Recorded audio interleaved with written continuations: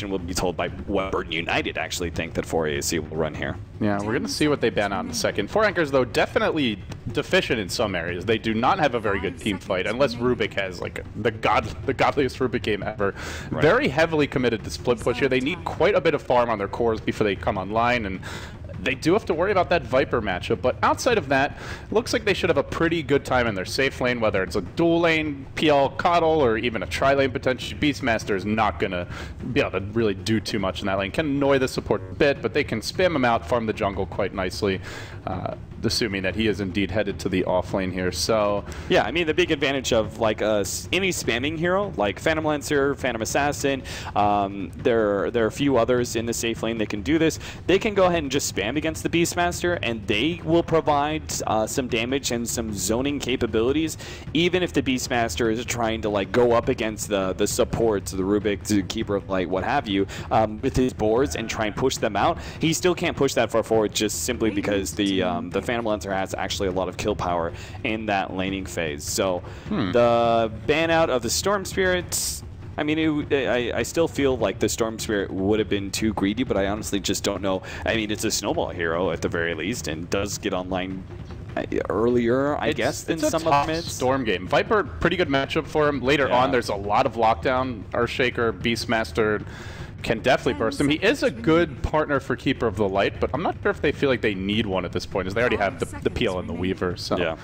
I'm curious to see what 4Anchors have in mind, but that does seem like the... Okay.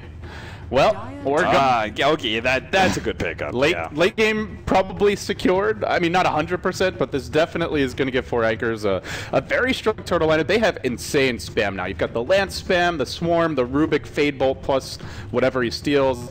Keeper of the Light just blasting the waves down, and Shockwave from the Mag. So it is a pretty weak lane in that mid lane, though. Magnus going to have a tough time here, but he'll just look to sit back, Bottle Crow, and get whatever farm he can cobble together. Probably see Keeper of the Light or Rubik off stacking the jungle, and, well, I guess the question is going to be, can 4Anchors get through this like first 15 minutes without getting run over? Yeah, so I real quickly, I just wanted to go back because it just something kept bothering me. I was like, you know, I don't actually know why they would ban away the Tusk, because if I recall correctly, 4AAC, when I saw them run the Tusk, it was like a gigabyte challenge, right? A match that doesn't show up in official matches, unlikely to be seen by Burden United unless they were the ones who had it faced up against them. And I didn't think I'd seen them play any other time. Sure enough, they actually played it up against Power Rangers, which, you know, I missed that matchup, 4AAC versus PR. I missed it. They actually ran Boogie Tuskar. He's the one who plays it, so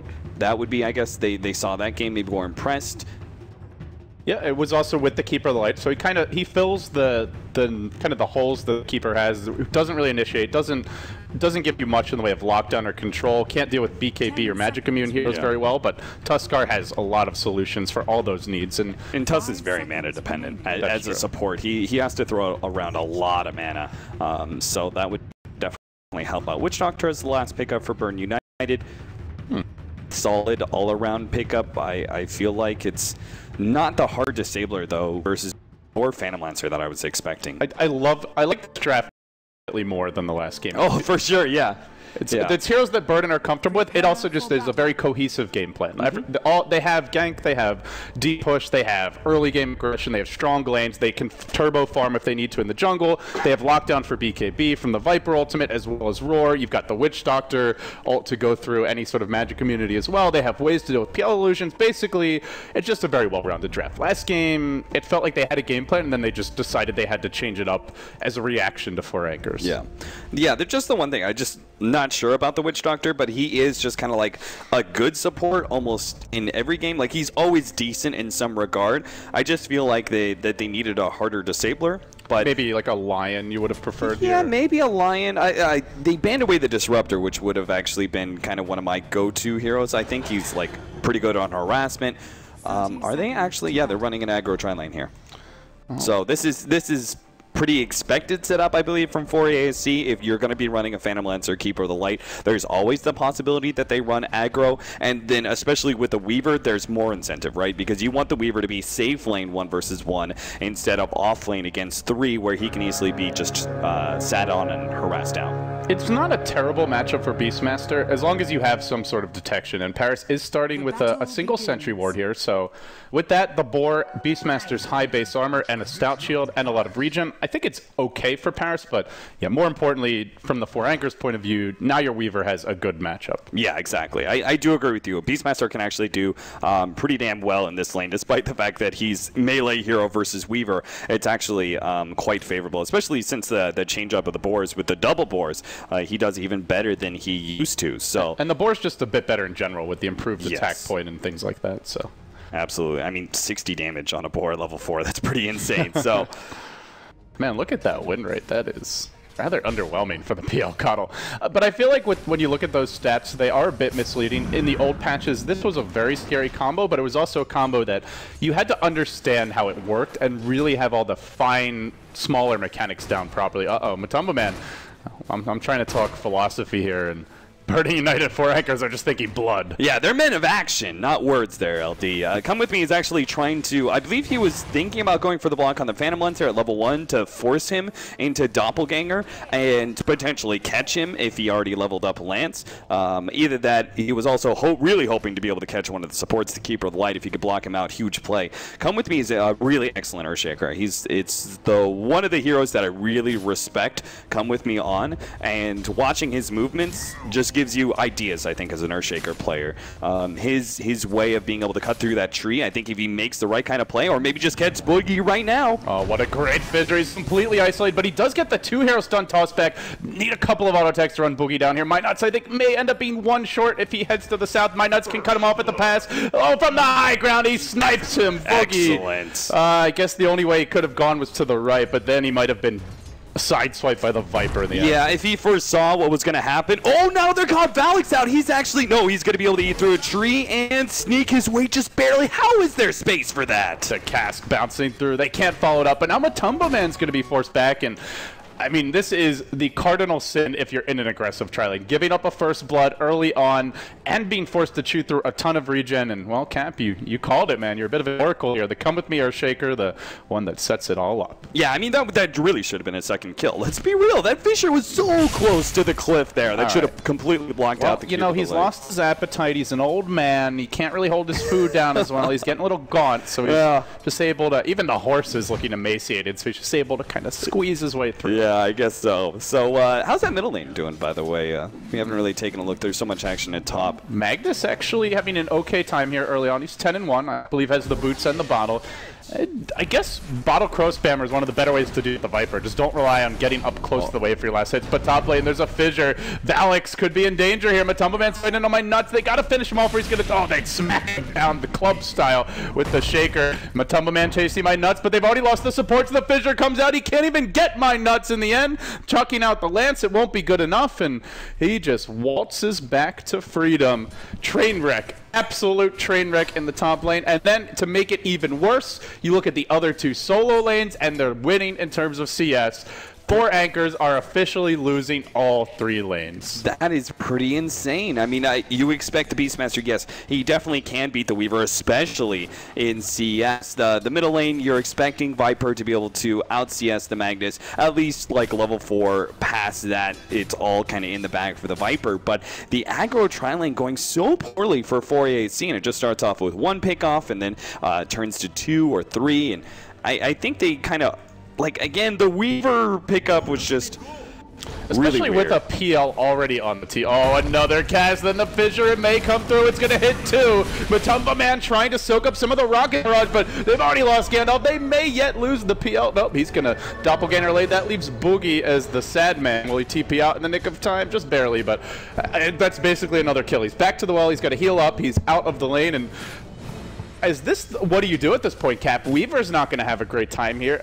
How do you adjust as 4 Anchors? Because clearly whatever they're doing is not working. You switch up your lanes somehow. I'm trying to figure out how. Like, is the best play rotating Weaver up to the top lane once he hits level 6? It might be, because they don't have the disables necessary to hold him, right? If they hit him with the cask and they follow up the fissure, that stun duration is not going to be enough. Trixie should always be able to get off his time lapse and from especially there. Now that he has time lapse, or is about to, I should say, then maybe that's an option. I'm trying to think, what else could they do? Could they dual lane mid with Coddle PL, put Magnus off lane, and just keep it as a Weaver Rubik? It's going to delay your Magnus. Big Dagger is the issue, and I don't know. It's just the nature of the draft, really. We'll see another kill on the top lane. It's always risky going aggressive trialing, and bottom lane. Maybe they can turn this a little bit, jumping onto Paris. The chase is there from Trixie. He has Roar, and they can't commit. This does force Come With Me to TP, but it feels like they've been very static in the laning setup, and maybe what they should have done is at least try to pressure bottom, just like they did now earlier, force that TP up. But already, the Roar comes out from Paris, gets the kill on Rubik bottom, and they're also looking to set up mid here with the Witch Doctor. Trixie engaging, but to little avail, and well, at least Nemphy able to survive. He's the only one that's not been under the gun so far, and even then though he's getting out CS'd rather heavily. Yeah, Necroman picked up, I think the 4-minute rune was a double damage, right? So that's a good 30 seconds of easy zoning out of the Magnus at that point in time. And the matchup is already not very fun for the Magnus anyways. So they are going to switch things up on 4ASC. Matamba Man's going to go down to the bottom lane. Presumably the keeper of the lane will go up, will join him. No, they want Necroman. They do have the skewer available with Trixie rushing in. Nemphy, he doesn't want to risk it. Let him go.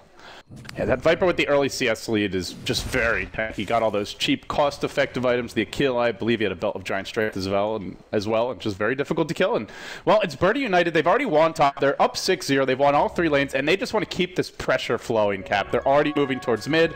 There is a Radiant Ward here. May not be able to get in range of time. Oh, they see the Ward. They're going to be able to remove it. A little bit of extra gold for my nuts. That was just placed. That's really unfortunate for ASC. I believe they probably spotted out. Oh, they spotted out with their own ward that they had there in the middle lane. So the last dying, 45 seconds of this ward actually counters a different ward. Really good setup there from Burden United.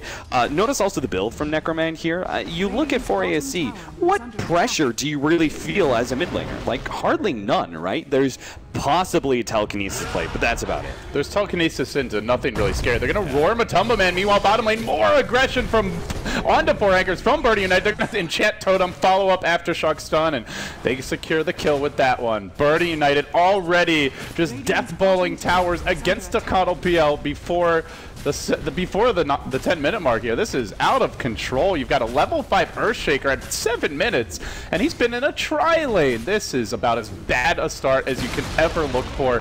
Every single hero in the game is being outfarmed by his respective counterpart. Train wreck start for 4 anchors. If they could come back, this would be even more impressive than that Na'Vi comeback yesterday. Oh, most absolutely would be. That 7.5 minutes, and they're already sitting at a lead of about 4,000 gold. I mean, that's pretty sizable. 2,000 experience as well.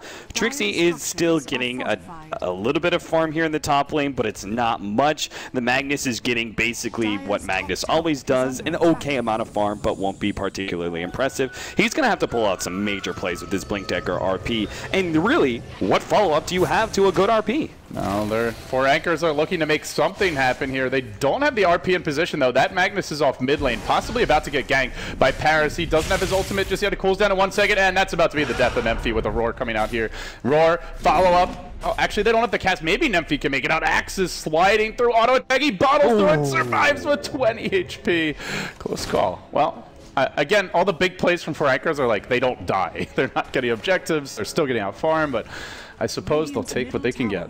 You got to give credit for Paris, though, that realizing it was going to be a hard kill, leading with the right click, actually almost got him the kill there, right? It was left with just 20 HP, leading with the right click, and then following up with the Primal Roar just gives you that little bit of extra damage to throw down on the Magnus, hopefully to finish him off. But still, they forced him back to base. They're getting tons of room for Sing Sing. Again, a lack of synergy from 4ASC's lineup. Like, they hit an RP, they'll follow up with an Illuminate Blast. Like, that's about it, right? I mean, yeah. It basically is. The Magnus is actually better for spam to push back Burden United when they go for these pushes than the RP, and that's not why you want to pick up a Magnus. Matamba Man is trying to find a kill on Saint Saint. Any kill is huge right now for 4 anchors, and they might get him. The cooldown's already been used, so he's got no real follow-up damage. Fissure, too late.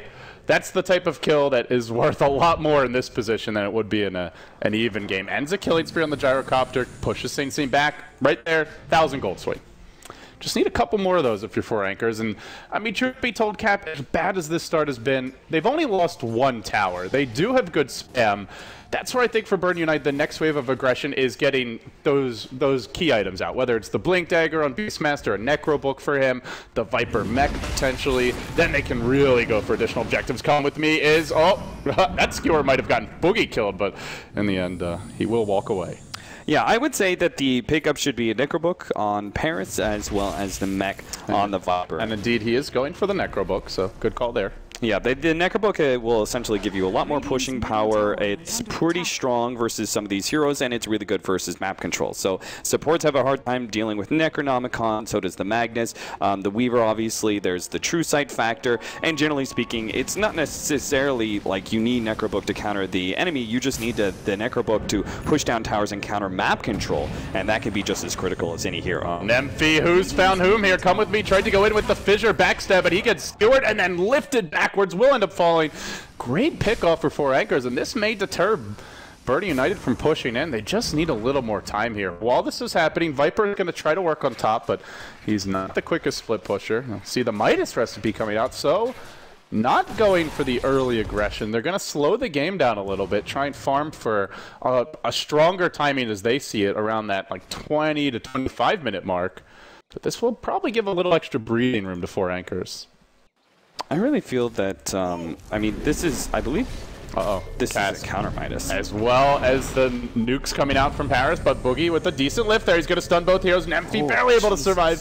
Again and again, 4 anchors making these great defensive plays just to survive and avoid feeding additional kills. Matumba Man is being pursued a little bit. My Nuts is channeling, or about to drop a cask, I should say, but now the Lance comes out. The call down's waiting for Matumba Man, and this time around, there's no escape. Sing Sing will find his vengeance. Boogie looking for a spell steal potentially. He's actually not even level 6. He runs in for the 2 arrow stun. It's going to cost him his life, most likely get Sing Sing. In questionable play there. The RP finally comes out. Follow-up shockwave. Suddenly Trixie Res. They're going to get 2.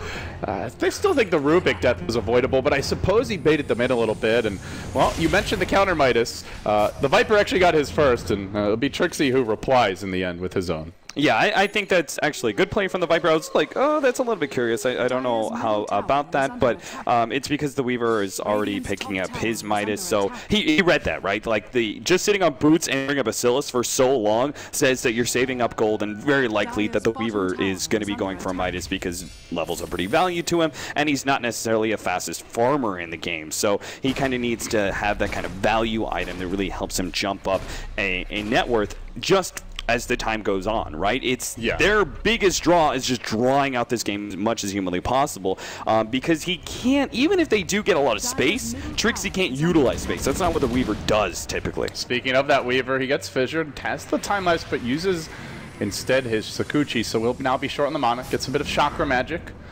We'll see the gyro rotate the trees here, and 4 anchors trying to hold. That's been the story of the game for them so far, is as much as they're down, they're not giving towers easily, and it is just in general the strength of their lineup. Ridiculously good spam across the board. Everyone outside of the PL has a ton of it at this stage of the game, and later on he'll have some too from the Lances. Another Illuminate, but my Nuts trying to heal the whole gang up. He's activated the Voodoo Restoration. They're going to push in once more, working on the tower. This time around, they may have to give it up. They're going to go for the lift, but the calldown's waiting. It's a pretty decent amount of spread damage. Trixie setting up for the backstab here. He time-lapses backwards. Now the Magnus blinks in. He doesn't actually have RP, though. Then 2 heroes get caught by the fissure, pushing themselves back towards safety. More spam. Burden United. Maybe this is where you need that mechanism just to be able to sustain the push a bit better. Now the hunt's on the other way. Come with me as an enchant totem ready. Fissure coming soon. Maybe they could turn this. He tries for the enchant totem. That's off the mark. The Illuminate coming through. Come with me. I'm not sure if they actually hit him, but didn't take much damage. If so, maybe a very short channel. The Bug's taking him down, just gobbling away. Gets him with the Sakuchi. In the end, he falls. 2 kills, not overwhelming, but just excellent overall for 4 anchors to get those. I mean, if they had the Necrobook on the Beastmaster, maybe they could have taken the Tier 2 tower at the bottom lane. But still, these are just really bad fights for Burden United. The crisp, clean play that we saw from 4AC last game is not here for Burden. Yeah, that's for sure. And they need to not give up extra kills here. Already, Trixie is the net worth leader. That was not the case when this game started. Matumba Man being zoned back a bit by the Death Ward. He's just going to doppelganger out, and You see Birdie United, well, when they overextend, they get killed. I mean, truthfully, what was that series of events that just happened in the top lane? Like, none of that was actually all that effective. It never would have, like, the chance of that actually being able to kill Sing Sing in that situation is very few and far between. If they just waited out the Earthshaker, maybe they could have gone for the kill. And if they were just, like, trying to push him back, why didn't they just approach from the tower? The whole thing was just weird. I think Burton United are, like, really tilted, despite the fact that they started off 0-7. And that was without RP. Imagine if they had RP there. I think he would have gotten 3 or 4 heroes. I think Burton United actually just tilt so hard they lose the game at that point in time if they get a 4-man RP. It's where the Hawk is going to be really important for them so that they don't get ambushed. You can see Paris did just summon it, and he's in position here with the board to try and slow this thing down a little bit. They will take the tower. Blake Skewer's there, finds Come With Me off the bat. Does he want to RP for this, though? Not entirely sure. Nice spell steal. He got the Fissure. This could be Brig. No, they've already lost an Emphy. That's going to have to halt any sort of counterplay. Birdie United do find an opening. They take the tower. They get the Magnus, who has no buyback, and with that cap, they can, at the very least, chip at this tower mid. Not sure if they're actually able to take it down, though. Yeah, possibly. I think it's just so hard against the Keeper of the Light to deal with this spam. Burton United doing the right kind of plays where they're coming in from the side and now going to be able to do something. The counter wow. Along with the blinding light pushing Come With Me back the other way. He'll get slapped down by Gandalf as Trixie races in. He's going in 1v4, and without the Roar, they don't really have many ways to punish this aggression. Trixie finding all kinds of openings here along with the team. They do lose the tower, which causes them to fall a bit behind in net worth, but still, 4 anchors, it feels like they're getting enough out of these situations that Birdie United can't really rest easy. Now, my nuts is going to go down to Trixie. I don't think there's any play he can make to get away from this unless it's some extreme jukes. He does have 3 levels in Voodoo Restoration. He gets clipped by the Swarm, but he's surrounded. Magnus is going to be able to jump him. He will go down underneath the tower. Trixie now pops his ultimate to be able to jump away from Come With Me and gets away, it seems, scot-free. There's no Roar here. Not much that they can do about it. Keeper of the Light and Weaver just diving Birdie United towers, and it's where the Roar isn't really enough this game because it's got a decent cooldown at this stage. There's multiple targets you have to worry about. You ideally either want just more lockdown, which is where an Earthshaker or Blink Dagger would be huge, or potentially something like an Aghanim Scepter. But he is going the Necrobook build, so we're not going to see that. Things are really slowing down in general, and that seems like it should favor 4 anchors. So why is Come With Me so far forward? Like, why does he get pushed by Keeper of the Light over his own fissure onto the other side? Yeah, he like gets pushed right into tier 3 tower range. Like, those kind of questions you have to be asking each other as a team, positioning wise. Like, it almost feels like they got tilted, they started losing a bunch of fights, and now they're like scared basically that, oh god, this is an elimination match for TI, and they're doing some like overly aggressive silly things that 4AC are just easily capitalizing on. Yeah, it's hard. It's tough to say what's going on, but they're going to have to pull it together now. They're still leading, at least as far as the top 2 farmers go. I think in overall net worth, it's fairly close to even at this point. Dead even in net worth. Experience goes the way of 4AC. That is a big concern. It's where they need to use the dire advantage here. Trying to make a cast play onto Valix. They have someone else moving in from the north. It's the Earthshaker. He's already almost got an Aghanim Scepter already on the Keeper Light. That is a very annoying item for Birdie United to fight into. Meanwhile, like, Come With Me isn't anywhere close to his Blink Dagger, nor is, like, they have to get Blink Dagger, they have to get Necrobook 3. I think they're trying to push this too much, right? If they finish up the Necrobook 3 and the Blink Dagger, they get this sort of revitalization of like, okay, now we have different aspects to our fight that we bring to the table other than the same old that has been kind of tried and tested at this point. Yeah, it was just a little strange. Viper gets Midas, and then they immediately try to force the tower into a lot of spam, which is where I think they could have done that, and then maybe as soon as they get low, they just back off. But they just stuck around a bit. The Beastmaster wasn't there, and it's easy to say in hindsight that was an overextension, but that was the one fight that really let 4 anchors back into this game, and all of a sudden, PL's almost got a Diffusal Blade. Magnus is finding kills elsewhere on the map as they rush it on Sing Sing. They're going to bring him down under his own tier 2. They force out 3 TPs, and the question is if anyone dies to this. Fissure will connect on Nymphy. He doesn't have a skewer. He's probably going down. In fact, he will be. But Tumbaman, however, might be able to retreat through the tree line. He doesn't have a Doppelganger. He buys his Diffusal Blade, though, can spend a little bit more gold. Only loses 20, used up all of his unreliable. The dunk was there. Come With Me gets closer to his blink, but 2 for 1 in the end. It is a favorable trade for Birdie United, but not too terrible for 4 anchors since they spent most of their gold. Blatant KS. He's just like, guys, I don't care. I need my Blink Dagger, so I'm just going to go ahead and take it. I really do agree with that, though. To me, like, Beastmaster cannot get it done alone. You need this Earthshaker Blink. Yeah, I would definitely agree with that. It does look a little clowny. There was a little bit of a mistake there from Tumba Man. He actually accidentally popped his TP scroll and then immediately realized, oh, Beastmaster is going to stop me, and then he didn't have a play out after that. Matumba Man's been really good on his timing, though, when it comes to the doppelgangers. This time around, he dodged the initiating Fissure, which was quite the play, and I thought he was going to get out because of it, but slight mistake, and all of a sudden it's 10-13, 20 minutes in, 4AC still in a very good position, particularly with Keeper of the Light now having an Aghanim Scepter. I mean, how do you push into that? Literally, how do you push into that? I don't know, man. When Swarm, if you time it right, Swarm intercepts a creep wave, keeps it outside of the tower range. You actually keep backdoor protection, it's staying outside of the backdoor protection area, and then Illuminate at long range cleans it up. There's no creep wave that pushes into the base. On top of that, you have Shockwave, you have Fade Bolt, which is now maxed. The Fissure steals we've seen several times this game. Even a call down steal could be Axe steal could be a possibility. Wild X's, I mean, yeah, it feels like there's no way unless they get like a pipe, a mech. Yeah. Neither of which they have. They don't even have a mech at 21 minutes running Witch Doctor, Viper, Beastmaster. Normally you see those 3 together. You're thinking they're going to have a mech on the Viper and they're going to pressure towers. But at this point, Cap, it's also can they even push, because 4 anchors have the split push. They have the Weaver, they have the Keeper of the Light PL factor. Right. Not only do they spam waves, but they're very good at pressuring the other lanes. I think a lot of this game, Burton United, their way back into it is going to be through smokes. Now, they do have 2 smokes in the shop right now. Where's your like ideal approach here? Is there a certain lane you want to gank, particular heroes you need to shut down? Whatever lane still has a tier 2 tower, I guess. So ideally, well, find a kill mid or top, you're saying then? Yeah, I think it's just like you smoke up to wherever the Phantom Lancer is as soon as you have Earthshaker with the Blink Dagger, and then you just hope that you're able to utilize that pick-off to like try and push uphill at bottom lane and force the buyback, or you take a tier 2 tower.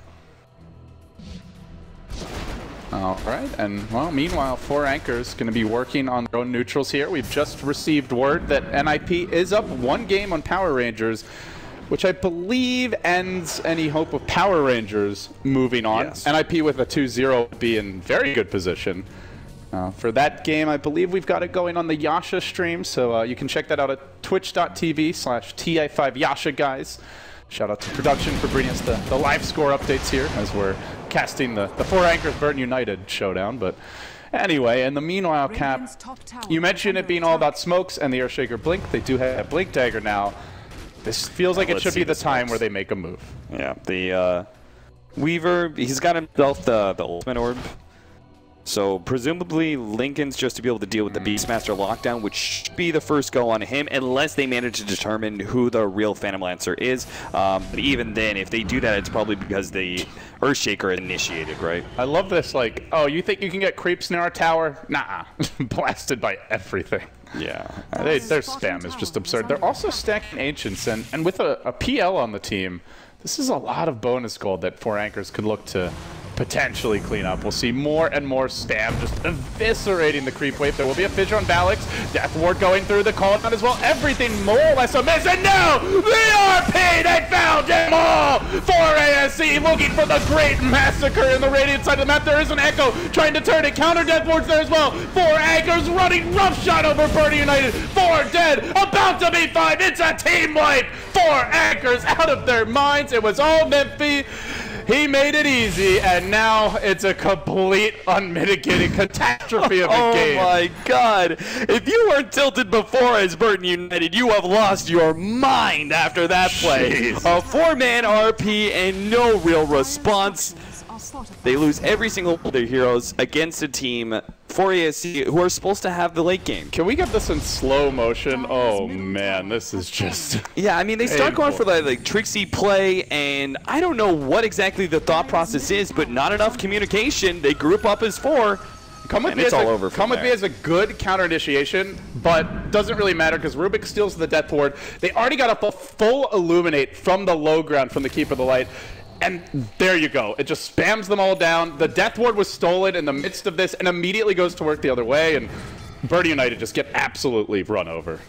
Yeah, so now at this point, it's not just like the 3,000 gold swing that you saw from the team fight. It's everything that's going to happen from here. I would say it's more like 7,000, 8,000 gold swing, because what this means is that 4ASC will feel comfortable spreading their heroes out and pushing every single one of the lanes. And Burn United then have to slowly but surely corral the lanes back into their favor so that they're able to take a tier 2 without trading too heavily. Or they go for a lucky Yola smoke play, hope to get a big pickoff. They're looking for that pickoff bottom lane. They will find Nemphy here. He gets caught by the fissure. This is a much-needed kill.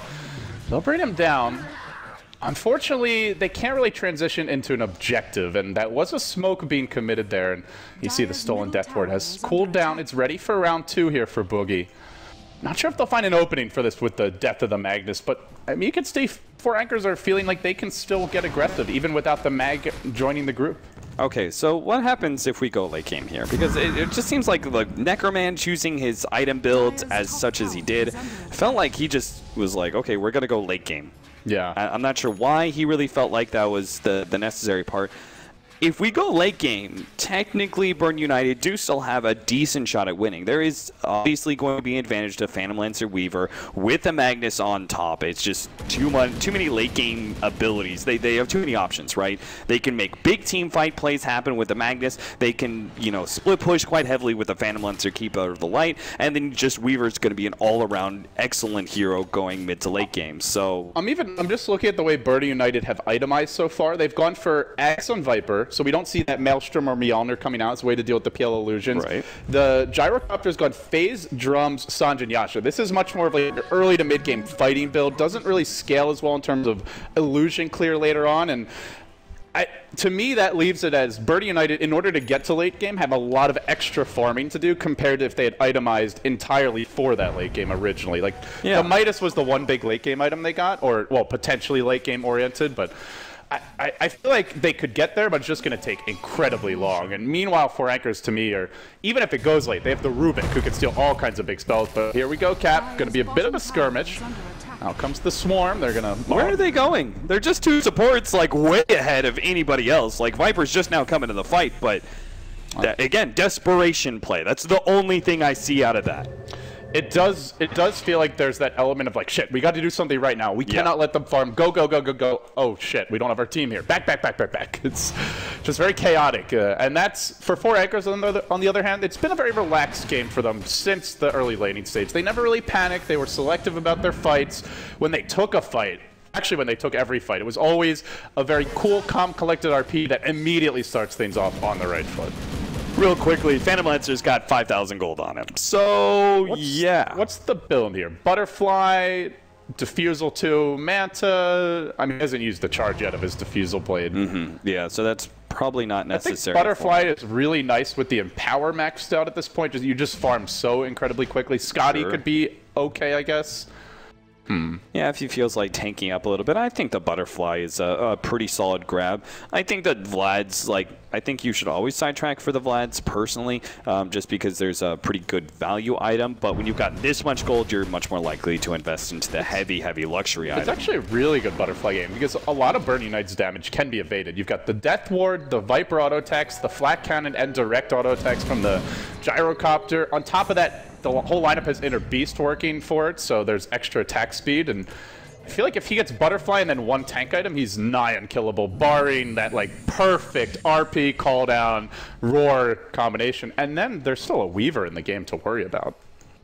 Spamming out Phantom Lancer illusions at that bottom lane. Meanwhile, Weaver gonna be able to continue to just either farm up jungle, push in middle. You can even go top lane if he wants to. Same goes with the Magnus. They can just spread their cores out, because really, what's the chances of them being caught? And if they do get caught, there are even lower chances that they're punished for it in any way, right? The most likely pickoff in the last like 2 to 3 minutes was maybe they get a smoke play onto the Weaver, and then they can try and push uphill or push into a tier 2 tower, 4 versus 5, because there would be no buyback. But I mean, I just think that would be acceptable for 4ASC, like, even if that did happen. And that's the worst possible circumstance. Other bad circumstances are like, yeah, you lose the Phantom Lancer, but the Weaver's farming the other side of the map. You lose the Magnus, you don't really care that much. Magnus already has everything he wants. So 4ASC just stays spread. If they get picked, they get picked. So be it. Oh my god, come with me, just got spotted. Well, That was really unfortunate that Doppelganger took away his tree that he was hiding in. If he had died because of that, I didn't come with me, punches the monitor screen. That's what he does. I didn't actually see it when it started, so I'm just like, when the camera moved over there, Matoma Man's just like next to come to me. I'm like, that doesn't look like that much, but he could have easily gotten picked off. And I think you make a good point that their psychology as a team is very fragile, like right now, most likely. They're hunting my nuts here. Trixie up in front. Cat's going to bounce, but it won't actually connect on him. He'll continue pursuit, and this is going to force out a rotation from Sing Sing. Call down coming through and bait it out rather nicely. By the way, Rubik has a blink. There is a Shadow Blade being picked up here on the Magnus, and I mean, with this, I see no reason why you don't look to upgrade it as the game moves along. It's kind of a nice improvement for Magnus players, where sometimes you see them go for Shadow Blade, but then they couldn't do anything with it. But at Silver Edge this game, you can look to remove that inner Beast Star potentially. I believe it works on that, as well as Corrosive Skin. So it's a nice bonus to going for the build-up. Yeah, I think Viper would be an excellent source for that. They mostly have magic damage. Diffusal Blade Mana Burn, a lot of Lance spam, and you remove Corrosive Skin, he becomes very squishy. Yeah, absolutely. So, despite the fact you guys just now tuning in, it's 30 minutes in, 15-15, but the game heavily leading to 4ASC simply because they do have the better late game status here, and they pretty much, it's Burden United who want to be able to push in, but just simply can't. Roshan appears to be the next area of contest. Still, after all the back and forth, it's almost a dead-even game numerically, but it does feel like strategically, it's 4 Anchors who have the advantage here. They have more control over the creep equilibrium. They have arguably the better late game. They have a bit more freedom to split push, whereas Birdie United tend to have to stay grouped up. And we can see the way 4 Anchors are playing. They're playing like they have a major edge. They push in on the bottom lane. They were just split pushing top, as they will recall Trixie into the fight. Now deploying I believe that's a Lincoln Sphere coming out on the PL. They'll take the tower, and with that, gonna go ahead and back off. Trixie now TPing towards mid. We're going to see 4 Anchors play the slow game here. They're happy, perfectly content to spam, split push, and just look to out-farm and just head from a stronger foothold towards the late game. Yeah, I even think like early Boots of Travel pickup on Matumba Man might not be too bad, simply because you know you're going to be playing the split push game so much. Then again, he's also got the Weaver on the other side, so you would be kind of doubling up, and they wouldn't be necessary to pick up a Boots of Travel unless the Phantom Lancer was like your only carry. Maybe not his next item, but like let's say he gets the Butterfly, and at that point you could look towards it, or maybe you get one more item, and then definitely you're going to be wanting it. All right, 5-man smoke out from Burden United. Their best chance, again, to make a comeback in this game is going to be through smoke ganks. Will 4 Anchors get caught? Valak's nearly in range for a blink call, but if you only catch the Keeper of the Light, it's an acceptable casualty for sure. And these smoke that you mentioned as being so precious for Birdie United just have not been leading to kills. We've seen a lot of them either complete airballs or at best just a single hero takedown, like the Magnus that died bottom, but he died when RP was on cooldown anyway. And it seems Birdie United are going to try to take a Roshan with this. If they can get it, would be pretty substantial for them. They move into the pit as a cluster, but guess who's waiting? It's 4 Anchors also pressing in. Maybe Come With Me can break the smoke. He will. He blinks out. Very nicely played. Nemphy with the skewer. They get vision of him from the hill ward up near the Roshan pit. Now they're going to steal Fissure. Boogie's ready. He tries to walk into the pit. Counter Fissure gets thrown out. Now the SM by Come With Me. A complete airball. Does absolutely nothing. The death ward from the low ground. It's only hitting an illusion. Hardly the kind of death ward that My Nuts was hoping for. Blasted onto the cliff by a blinding light. 4 Anchors just running roughshod again over Birdie United. They do secure the Aegis, but it cost them 2, and it cost them a couple of key ultimates as well, Cap. Yeah, I'm not sure why the Witch Doctor positioned himself like that. I felt like that was a pretty obvious, okay, we're sacking Come With Me. Yeah. Like, he got caught, but we got an Aegis. That actually would have been a fairly acceptable trade. Burn United are in a very bad spot.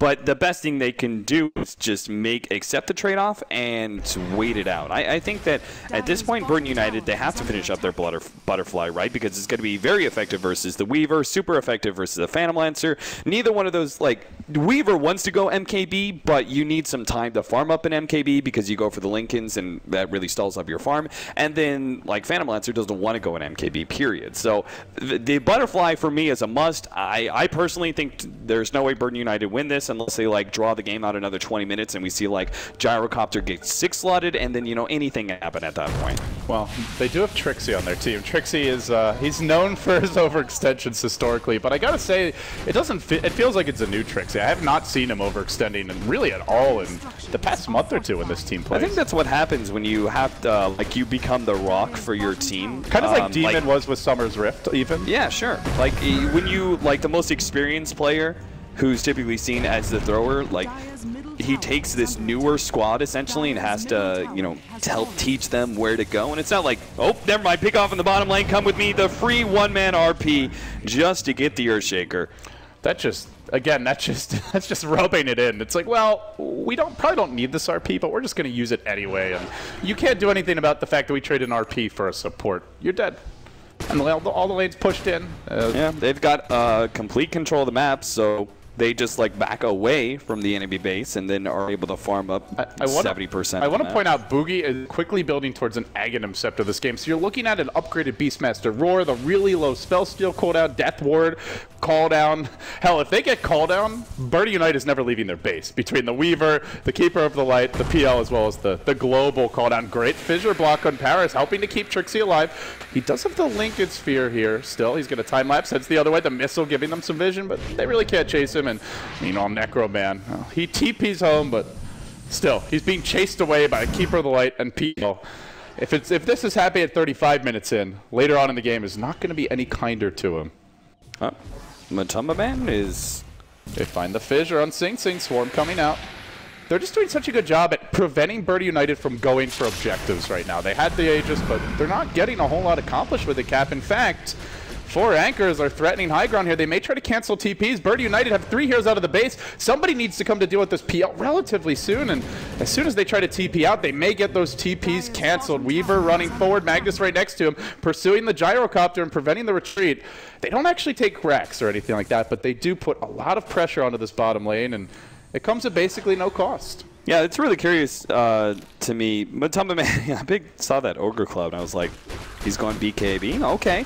I thought he just naturally would have invested it into the raw later game stats, and if he wanted to BKB, saved it up for later. But I guess we're getting into probably the most critical point in time for Birdie United to make a potential comeback, where they do have the Butterfly, and they do have certain, like, for example, the Phantom Lancer is still quite squishy, right? He's sitting on, like, 1700 HP if he's on agility treads. If they get him with a lot of illusions out, they can, you know, pop him just through Echo Slam and the disable from there.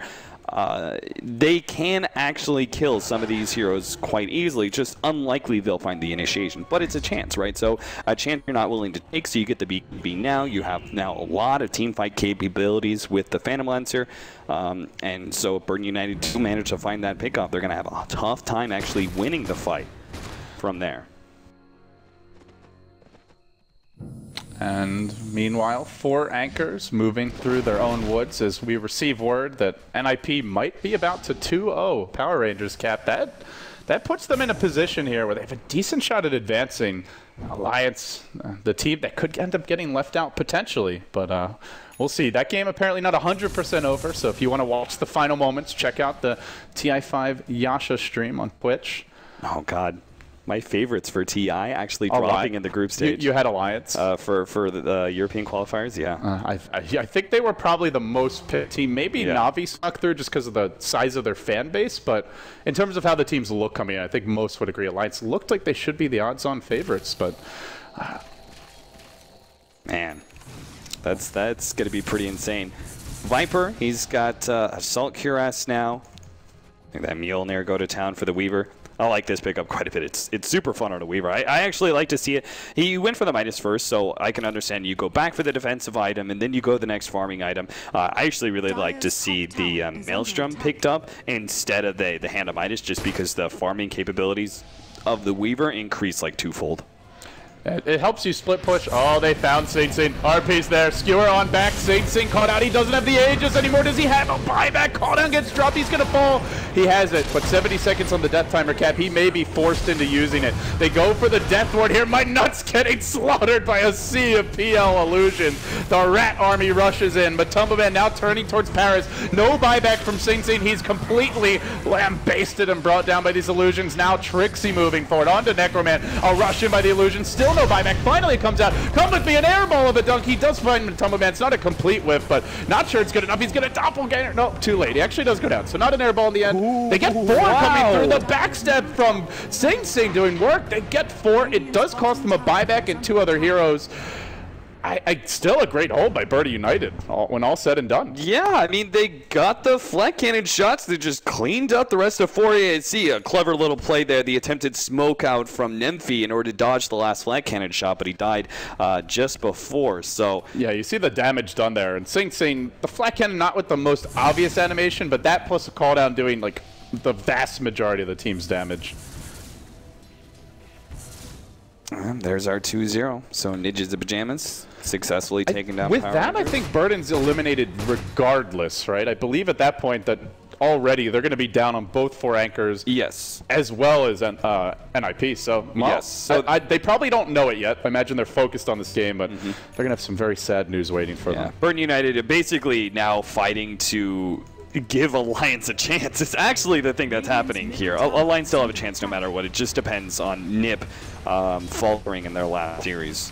Well, we'll find out. For now, it looks like... I mean, I gotta give credit, boy. I thought this game was just gonna roll right over. Burden United dropped, I think they really dropped the ball in the early game, and they have still managed to keep their farm pretty damn high. Like, I am very surprised that it's only a 10,000 net worth lead for 4ASC. And just like 5 minutes ago, like be more like 8-9 minutes ago, it was only like a 4,000 gold lead. You know, so I think Burn United did a good job keeping up their farm. It's just a question of whether or not that farm's going to be effective on the heroes that they have. The most effective farm is obviously on the Gyrocopter, but he can't do it alone, especially against heroes like Phantom Lancer and Weaver, who are very good at putting down some single target damage. And that's where the buyback does hurt him quite a bit, as we'll see Trixie move on to Come With Me. Matumbaman arrives. He gets off the lance. This is going to hurt. BKB coming forth, and, well, the Death Ward is available, but not sure they can really kill him off. Sing Sing might be also forced to TP out as the lance slaps through. They'll jump on him with the army. Sing Sing getting smacked down repeatedly, but not dead to this. Next on the list will be Paris, who gets stunned, pushed back. That's going to probably be the end of him. Blink Skewer dead. Does not have buyback. Earthshaker, no buyback. Collectively dead for 100 seconds. The Earthshaker to respawn in 30.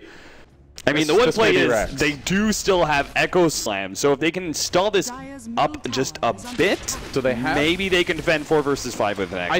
I think they'll be able to hold until he respawns for sure. The tower's still at full HP. Matumbaman, not really the best tower killer, but with the Weaver here, it's dropping fairly quickly. They'll glyph. Blake Skewer attempted perhaps, and Nymphy just barely over the... Almost dies in the end. Now the call down forced out. It's a bit of an airball. That's going to hurt the Echo Slam potential, but in the meanwhile, Rubik completes his Aghanim Scepter. That could be very big. Let's see, what has he stolen? It's the Viper Strike right back the other way to Necroman. And oh, Come With Me is going to be spotted out by Trixie. What the hell? He came in through the right-hand side, and now it's going to be chased down. Fisher goes out. Trixie, Come With Me, barely living, and Trixie will be able to get out. That would have been all over, I think. If Earthshaker goes down there, their chance of defending that middle Rax is gone. And once you lose one laner Rax, I don't think you ever come back. Well, for the meantime, 4 anchors pressing in again. The Beastmaster up in just a few moments. Earthshaker healing up at the well. He's also got a Veil, I want to mention. So his damage output is insane, potentially. As 4 anchors see him respawn, it seems they'll take the safe play here. Back off. Save your range Rax, guys. Oh, and look to take it a bit later.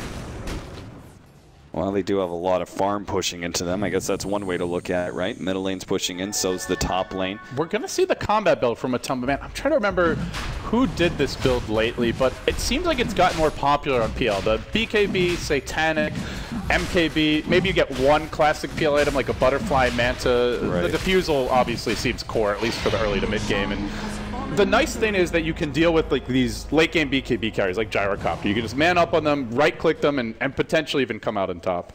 As you mentioned though, the big downside is your illusions kind of suck in comparison to what they could potentially do. So I thought he was going to go for Divine. I really did. I thought they were in like such a spot Because MKB, it's nice on Gyrocopter, and you know that eventually you're going to see a Butterfly on both Weaver and the Phantom Lancer, most likely. So it's MKB is definitely a good pickup. I meant for the Gyro. I thought you meant Matumbo Man was going to go for No, that's a throw right there. But Gyrocopter, I mean, he was sitting on like 4,600 gold or something like that. So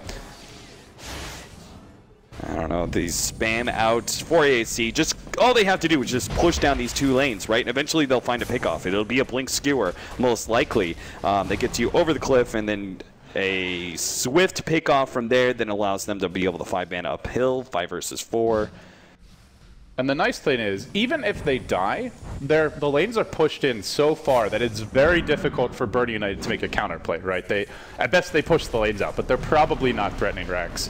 And then he'll just have a fish every couple of minutes here. Well, every couple of seconds, I should say. Go for the blink skewer play, try to turn the fight. Trixie does take a homing missile, I believe, or maybe that was a cask, by the way. His Lincolns gets broken. And Birdie United lose a range Rex. It's just going to be death by 1,000 cuts at this rate. At some point, Cap, they have to go. They have to try for something. Dire's bottom tower is under attack. This feels... it's just like a slow erosion process. Yeah, I mean, they don't need to take any risks at all. You said it perfectly, that even if they do like get caught and punished somehow, there's no for Burden United to really take any objectives off of that. Fissure coming out, Valak's in danger here on the high ground. He does 4-step down. I think he's too low already as Nempi blinks in. He got stunned instantly. He's blown up. Great hold already by Burden United against 4 Anchor. Still though, Illusion's marching in. Now the split push is happening in the bottom lane. And that was just really unlucky. He blinked into a cask bounce. Like, can you get any unluckier at that point in time that you can't even get off your RP before the cask hits you? Like, if he gets out the RP and then the cask hits him, whatever, they like win the fight, even if he can't skewer the heroes down in time. But I guess that's where ideally you do want a BKB as this game moves along for your Magnus. But yeah, absolutely. There's a lot of stuff flying around in these fights. You know, the Fissure, the Enchant Totem, Echo Slam. Sure, there's the Roar, but there's only one stun to actually prevent him from getting off his key kit of abilities. So the MKB can be up for Sing Sing, obviously. Got to hold on to that buyback. With the Assault Cuirass that was picked up on the Viper and his impressive amount of farm, the fact he's still ahead of the Gyrocopter goes probably a testament to the Midas, but also the way the Necroman was farming up. Also just the fact that there's been no opportunity to like stack and farm Ancients this game because the lanes are always pushed. So it definitely has hurt the Gyrocopter's ability to get as much farm as what he normally would. Well, what do you think, Cap, at this point? Is it just a matter of Birdie United waiting out the Aegis? Is there a certain time where they can look to move out from the base? Yeah, I mean, they just got to push out the lanes and see if they can get some farm in their own jungle and such. But yeah, they do have to wait the Aegis for sure. Probably go for a smoke play as soon as the Aegis is down. The late game items you're talking about, there are some possibilities, right? Refresher on the Beastmaster is a potential play. He's already got the Blink Dagger, so he can go Blink Dagger, and he can go like Scythe of Ice and Abyssal after that. You've got a Viper whose damage build from here, I'm not entirely sure about. I think maybe he goes... I don't think he can go Butterfly this in time because you know one MKB is already up, or can be up soon. So what should the Viper go for instead, do you think? Does he have a Mjolnir yet? He does not have a Mjolnir on the Viper. That might be a bad idea. I think it's one of the best items you can get versus PL. Yeah, for sure. Not sure what else. I mean, Hex, I feel like their lineup could use a Hex, though I'm not sure Viper is the one to get it. I imagine he's preferable to get it over Gyro, but... I mean, if anything's going to be a big upgrade, it's going to be the Death Ward, right? That's true. Like, if they get an Aghanim's upgrade and a level 3 Death Ward, it can actually do something, but he's still waiting for another 1,500 golds, and obviously all the farm that comes into the base is going to be greedily taken by the Gyrocopter, so... Yep, there's the second MKB now. There's the MKB on the PL, as you mentioned, so it is indeed double MKB. Trixie working with Matumba Man as a tandem up here in the Dire Secret Shop. They're going to press down into the middle lane and keep on forcing the waves out. And with an empowered and relatively farmed PL, as well as a Weaver with the Mjolnir, these lanes just do not leave the Dire side of the map. Top lane pushing a bit, but they have tools to deal with it should they be even remotely concerned. Right now, backdoor protection, keeping the melee racks healthy as 4 Anchors just wait for the right opportunity to press in. Not engaging yet. Yeah, Melee Rex has that regeneration, so the little bit of damage it takes at a time isn't that big of a deal. Unless Phantom Lancer starts committing a bit more, they'll never be able to take it out. That being said, of course, Trixie's going to be able to push down the range Rex eventually at the bottom lane, so they'll still take something out of this siege, even if it's not a Melee Rex. And they'll take Birdie United's patience, perhaps. This has to be irritating to play against. Just stuck in your base, waiting for a misplay, really unable to make any offensive movements around the map. This is not the position Birdie United envisioned themselves in when they drafted this composition. As you mentioned, they're not really down all that much gold. Now, range Rex number 2 falls, and with that, and the natural push of 4 anchors, all the lanes should be constantly going in. Nice time-lapse dodge there. Matumba Man engaged onto Melee Rex and Memphi looking for the RP. He found out too. The cooldown's going to come through, but he skewers himself back towards safety. They Viper Strike Sing Sing with the stolen Viper Strike. Very nicely done. Matumba Man, a swarm of illusions. Decennial Birdie United, 2 cores dead. Double buyback instantly. If they die again, this is going to be game. Echo Slam onto Trixie. They do manage to burn him now, but he's got buyback time-lapse if he wants to use it. Come with me, also in danger of falling. The Death Ward does its work. They end up losing the Rubik as well. But still, they're down an entire lane of Rex and another range Rex. They triple bought back for that, and there's buybacks on both of the cores that 4 anchors just lost. It's getting to that point where Birdie United are going to have to start considering an all-in play. But they helped. I mean, I don't think there's any other like better situation. I just don't see how Burn United would be able to win any fights. You just gotta hold and hold and hold until Gyrocopter gets something out of this. I'm not sure if they can push down mid besides just forcing out a buyback out of like one, maybe 2 heroes. You really want to force out at least the Weaver buyback here if you can, but I don't know. With the Keeper Light, Magnus, Rubik, and PL up, it might not be possible to even force any of those. The wave's gone. Yep, it's already done for, and now all they can do is just back out and take jungle, I guess. And they've got the upgraded melee creeps in the mid lane, so it's really going to be tough for Burn United to get an objective or force a buyback out of this. Still, like you said, impressive defense, and that was before the Witch Doctor Ags upgrade. He does have it now, Cap. It's almost the level 3 ultimate. He could easily be the hero of the upcoming fights. Shadowblade and Veil of Discord. We saw the Veil of Discord picked up earlier, but come with me now with the Shadowblade is going to give him more initiating opportunities. Nemphi really wanted that 3-hero RP with Sing Sing caught as well, but he wasn't quite able to find it. He got super greedy there, which is, I mean, it's acceptable, like, at that point in time, because no matter what he was doing there, he was drawing attention away from the Melee Rex they were pushing down middle. It was the follow-up play where they maybe went a little bit too deep in that bottom lane. The really good position of the Death Ward from My Nuts, I think, is ultimately what allowed Burn United to hold. I love this Death Ward war we have going on in the tree line here, but My Nuts in the end just got to sit there and have fun for basically a full duration, which is what made the difference. Oh, they just saw Matumba Man with the Shadow Blade. Maybe they can pick him up, but they don't have any damage. They do cancel the recall. I don't know, Cap. They have the Death Ward. The Echo Slate comes out. Does try to fight BKB. Turns on Come With Me, but he's taking the Death Ward damage. More illusions come forth. Now they steal it. Uh-oh. That's a Rubik Aghanim's upgraded Death Ward that could be fighting the other direction. The Roar comes onto Balix. And meanwhile, Memphi rushes in. The RP only connecting on the gyro. He's going to force staff himself away. Balix in a bit of danger. He's summoning backup, though. He says, come help me, my friends. It's Boogie with the stolen Death Ward. From the high ground it goes, bouncing wildly. Sing Sing runs out of range, but Paris is going to take the lion's share of damage. He will fall. They're pushing out bottom lane. Necroman and My Nuts might just be able to force 4 ASC back after that one, or a buyback out of the Phantom Lancer, which seems a bit unlikely, but we'll see. Burn United, they are holding in that middle lane thanks to Sing Sing. Valix now chasing down in the bottom lane. He's going to go for Necroman. The TP out 1. Blast not quite enough for either one of them. MKB proc? No chance. No. Well, they forced out a buyback. Probably not the buyback they really wanted, but again, Birdie United, very scrappy performance for them, and they're close to at least threatening 4 anchors, if not actually evening the game up outright, forcing a buyback or 2, maybe getting the wards in position for the next Roshan, stealing that Rubik gem. By the way, Rubik is going to have this ultimate for quite a long time, and it's about that time, Cap. You mentioned a Divine Rapier at some point this game. Gyro, now that he has the MKB. Oh, the dream, the comeback time. Divine Rapier pickup from Gyrocopter could be exactly the amount of damage they need to win this. I mean, it would be so insane with 4 AAC running a Weaver, Phantom Lancer, and Magnus. There's just so many opportunities for them, but... And the way the PL's itemized, his illusions are not that tanky, so they'll be quickly dealt with by this flak. Yeah, absolutely. He really needs to be able to get that next stat item. Satanic, most likely, right?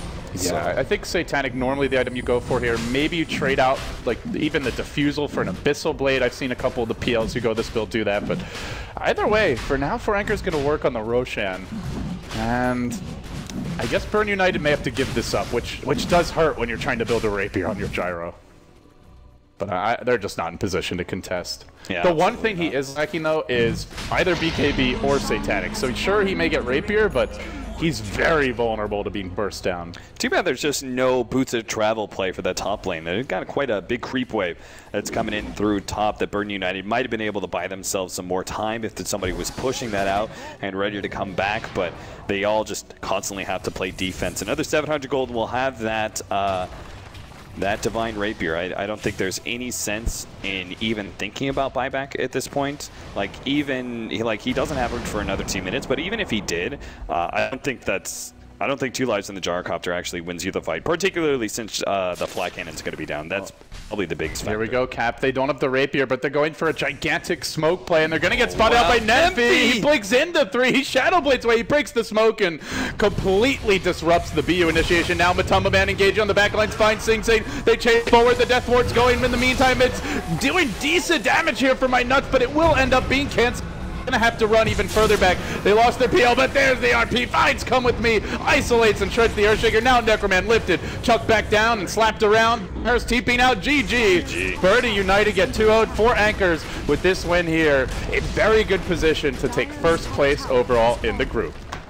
Unbelievable. I mean, the start out there for Burn United, I was like, what happened? Like, Burn United adapted this really, like, greedy 3-core lineup in game number 1, got punished for it. I thought the same thing was going to happen to 4AAC in game number 2. They dropped too many fights. They just played really, really loose and out of control, dropped pick-off after pick-off, and all of a sudden it's like, well, you